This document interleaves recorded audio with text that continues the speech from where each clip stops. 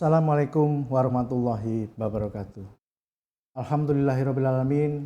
Wassalatu wassalamu asrofil anbiya'i wal musalin Sayyidina Muhammadin wa ala alihi washabihi ajma'in. Amma ba'du. Rib'i bin Amir melaju cepat dengan kudanya.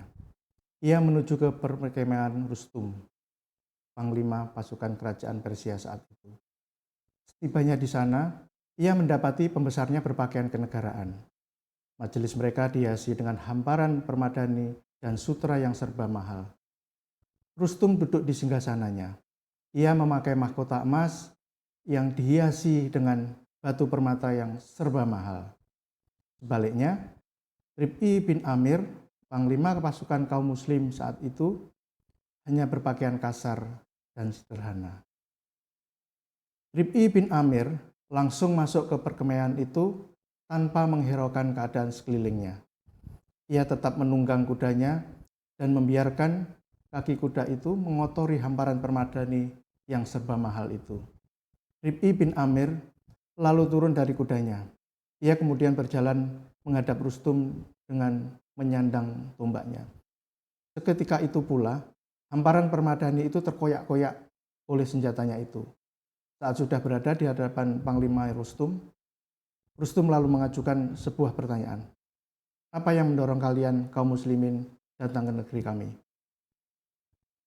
Rib'i bin Amir yang berdiri tegak penuh wibawa menjawab dengan tegas. Kami datang untuk memerdekakan manusia dari penghambaan ibadah kepada sesama manusia menuju penghambaan ibadah hanya kepada Allah Subhanahu wa taala. Dari kesempitan ke keluasaannya. Dan dari kezaliman agama-agama ke keadilan Islam.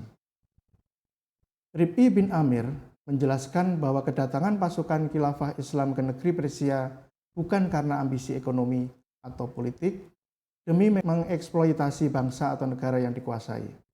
Baliknya, kedatangan pasukan khilafah Islam mereka membawa misi yang luhur, memerdekakan manusia dari segala bentuk penindasan, menebarkan kebaikan, rahmat dan hidayah, menerangi jalan hidup, dan melenyapkan kezaliman yang membelenggu mereka.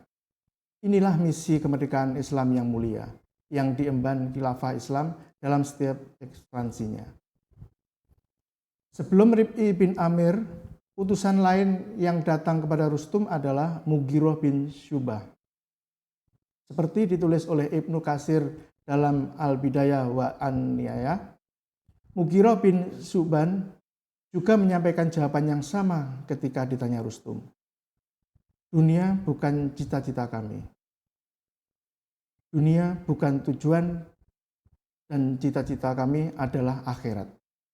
Allah Subhanahu wa taala telah mengutus kepada kami seorang rasul dan dia berkata dirinya, aku telah memberikan kekuasaan kepada kaum ini, kaum muslimin, atas orang-orang yang tidak tunduk kepada agamaku.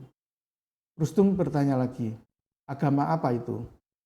Mughirah bin Syu'bah menjawab, pilar yang tegak di atas kesaksian bahwa tidak ada Tuhan yang berhak disembah kecuali Allah dan Muhammad adalah Rasul Allah, serta pengakuan atas yang datang darinya.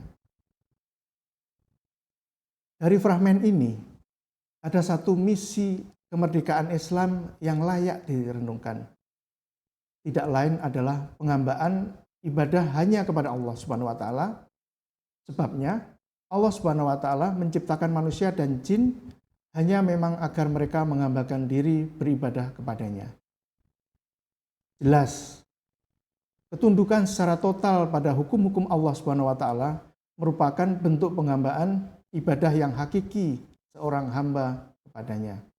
Saat hamba tunduk patuh kepada Allah Subhanahu wa taala, sejatinya ia adalah hamba yang merdeka. Hamba merdeka tidak lain adalah orang yang menghambakan diri kepada Allah Subhanahu wa taala, pencipta manusia. Terbebas sama sekali dari penghambaan kepada sesama manusia.